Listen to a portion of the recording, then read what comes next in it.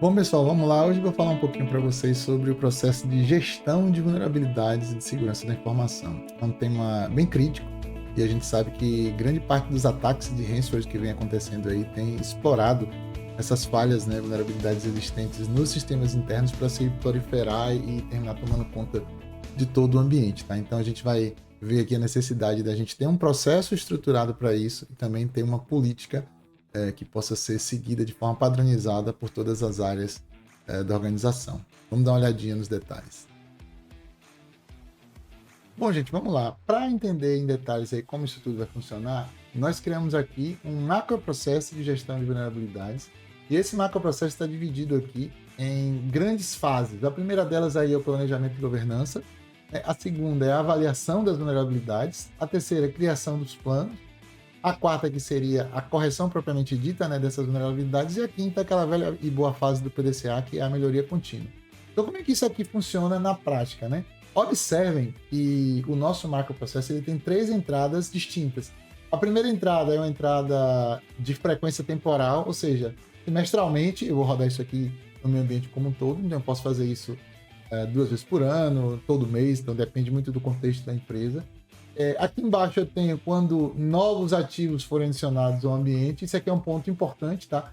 Toda vez que eu adiciono novos ativos ao ambiente, eu tenho uma nova superfície de ataque criada, então eu preciso rodar uma análise de vulnerabilidade. E, não menos importante aqui, quando uma nova vulnerabilidade é descoberta no mercado, e aí através dos nossos processos de Threat Intel, a gente descobre que nosso ambiente também está vulnerável a isso, né? Pode ser um zero day, né? Alguma coisa que venha acometer o nosso ambiente. Então, o primeiro passo aqui de todos é atualizar o inventário. Por que a gente colocou esse processo? Muitas vezes os inventários andam totalmente desatualizados, né? E aí, como a gente está fazendo essas análises de vulnerabilidade de tempos em tempos, pode ser que mudanças tenham ocorrido aí entre a última análise que você fez e você precisa ajustar exatamente o seu inventário para saber exatamente o que você tem, né? Então, novas aplicações foram desenvolvidas, novas APIs foram publicadas, novos hosts foram criados no ambiente. Então, isso tudo precisa ser atualizado. Segundo, atualizar a política de gestão de vulnerabilidade. A gente vai falar sobre ela rapidamente ao final, mas essa política ela pode ter mudado a depender do contexto aí que a gente escreveu no processo anterior. Então, a política pode precisar de algum tipo de ajuste, né? Imagine que eu não usava a inteligência artificial e agora eu estou usando, né? Então, como é que isso impacta a política que eu tinha antes do uso dessa inteligência artificial, por exemplo? Em seguida, eu vou definir o escopo, né? Então, essa análise de vulnerabilidade vai ser uma análise no contexto só de um ambiente de teste, só do ambiente de produção, só de uma determinada área da minha empresa, de todos os ativos de tecnologia que eu tenho. Então, o escopo aqui é importantíssimo até para a gente poder ter uma definição do esforço, né?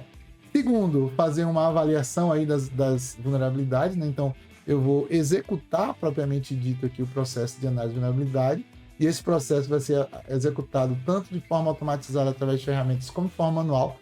Não tem como a gente confiar 100% nas ferramentas porque elas trazem muitos falsos positivos. E depois disso a gente vai parar para executar uma análise de risco, né?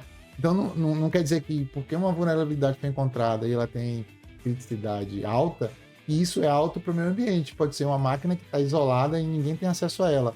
Pelo contrário, se eu tenho uma vulnerabilidade com criticidade média encontrada e ela está publicada na internet, essa média pode ser crítica. Então, a ideia é que na hora que eu for fazer a priorização das correções, eu leve isso em conta, tá? Não apenas o CVSS, né? Fiz lá o nível de risco que aquela vulnerabilidade tem de forma geral, mas no contexto do meu ambiente, tá? Depois eu vou fazer a criação dos planos de correção. Isso aqui é importantíssimo, né? Porque muitas vezes isso aqui não depende de uma única área, isso aqui não vai depender da área de segurança, eu vou ter que entrar em contato com as áreas de negócio, com as outras sub-áreas da própria TI, como equipes de banco de dados, equipe de desenvolvimento, equipe de BI. Então, isso tem sido um entrave muito grande, né? Principalmente quando você tem sistemas legados ou sistemas que não têm janela de parada, né? E aí a gente vai precisar aprovar esses planos com todos os responsáveis, tá? Então, eu vou ter que aprovar o plano com a área de negócio, né? Que é o dono da aplicação. Eu vou ter que aprovar o plano com o subsetor de TI que cuida daquele sistema, né? Porque ele vai precisar fazer uma parada certamente para poder fazer a atualização. Então, tudo isso tem que ser planejado e a gente vai usar o nosso bom e velho controle de mudanças, né? Aquela velha Gmood aí para fazer tudo isso. Depois a gente vai homologar as correções, então é como se eu planejasse e através de um ambiente de teste isolado eu vou aplicar e ver se aquilo não traz nenhum outro tipo de efeito colateral. Então, assim, não é apenas apertar o botão e mandar atualizar, né? A gente sabe que tem que fazer muitos testes aqui. Então, aqui, executar as correções, né? Propriamente ditas, né? Como a gente viu aqui. Então, eu executo as correções e monitoro os seus resultados. E, ao final, eu vou atualizar os dashboards de monitoramento. Tá? Então, é sempre interessante a gente ter dashboards que mostrem o percentual de vulnerabilidades descobertas, a criticidade delas, quantas eu corrigi, né? Como é que está o meu planejamento aí para zerar esse débito técnico aí de ter vulnerabilidades críticas no ambiente. E no final, claro, como a gente tinha falado, eu vou fazer minha retroalimentação aqui, né? Analisar o que eu aprendi com tudo isso para que a minha política fique cada vez mais atual. Só dando um spoiler aqui, tá, pessoal, de um exemplo de uma política, né, de gestão de vulnerabilidades. Então, é um documento aqui que a gente escreve e eu vou dar uma passada só no sumário aqui de forma geral, né? Qual é o objetivo da política, o escopo, né? Alguns termos e definições, aqui alguns princípios norteadores, né? Equipe e responsabilidade para saber quem vai fazer o quê, né? Como é que eu priorizo, né? Qual sistema eu vou corrigir primeiro, né? Quais são as atualizações que serão aplicadas.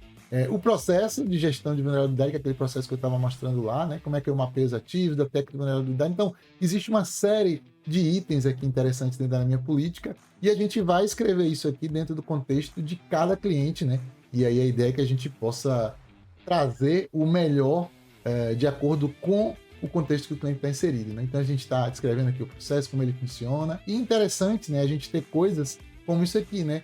Eu tenho ali uma tabela que me diz como é que essa priorização é feita, e a gente vai ver aqui que as correções não vão ser baseadas apenas no CVSS, né, como eu falei, mas no impacto que isso traz para o negócio, e a gente vai ter uma tabela que diz assim, né, para nível de severidade tal, eu tenho até tantos dias, e eu vou analisar o quanto eu tenho cumprido disso tudo que eu estou planejando. Isso aqui vai dar uma dimensão legal de como está a produtividade, né, da sua área de segurança, se ela está conseguindo interagir com as áreas de negócio para tornar o seu ambiente de tecnologia cada vez mais seguro. Nosso ambiente. Se você quiser maiores detalhes, quiser entender como explodir aqueles processos que eu apresentei ali e customizá-los de acordo com a sua necessidade, entre em contato com a gente, dê sua mensagem que o nosso time vai ter o maior prazer em respondê-los da forma mais rápida. Um grande abraço e até a próxima.